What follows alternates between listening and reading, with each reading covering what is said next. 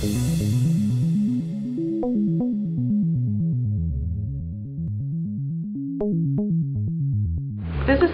Sir Isaac Newton formulated both the laws of motion and universal gravitation that has provided our view of the physical universe for more than 300 years.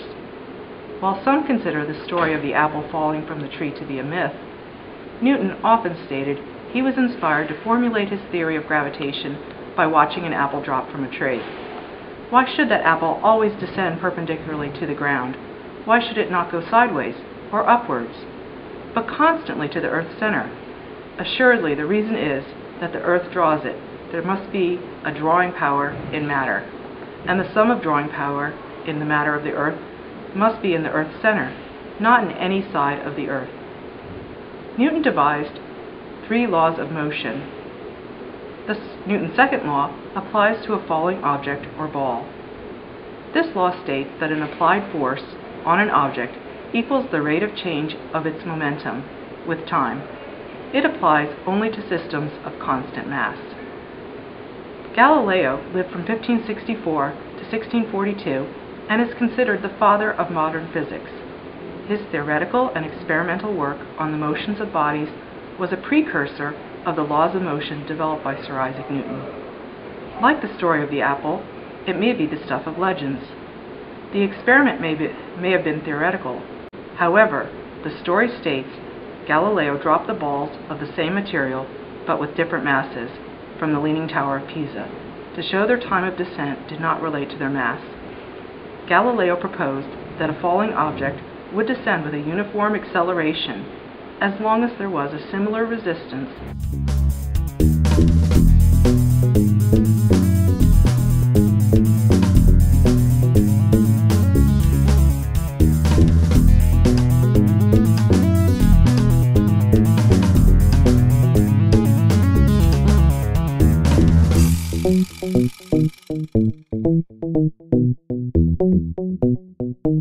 In our first experiment, we tried 2 balls of the same shape and size, but the weight was different. The lacrosse ball is heavier than the handball.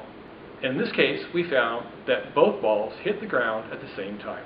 But in our next experiment, we're going to try 2 other objects, one a hammer and one a feather, to see what the difference might be in the way they drop.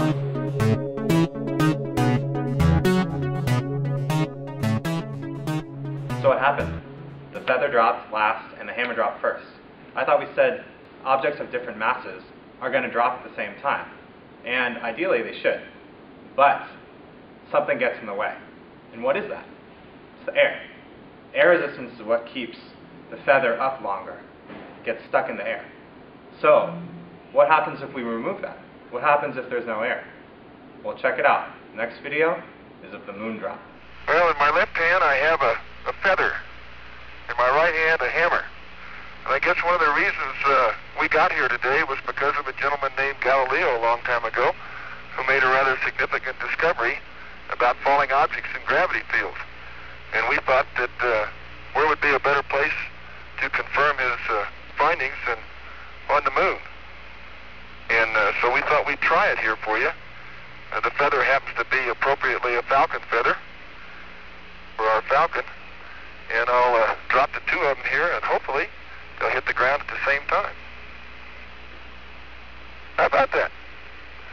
That proves that Mr. Galileo was correct in his findings. Because the moon has no atmosphere, there's no air resistance to create that extra variable. So we saw the feather dropping just as fast as the hammer did, just like Galileo might have predicted.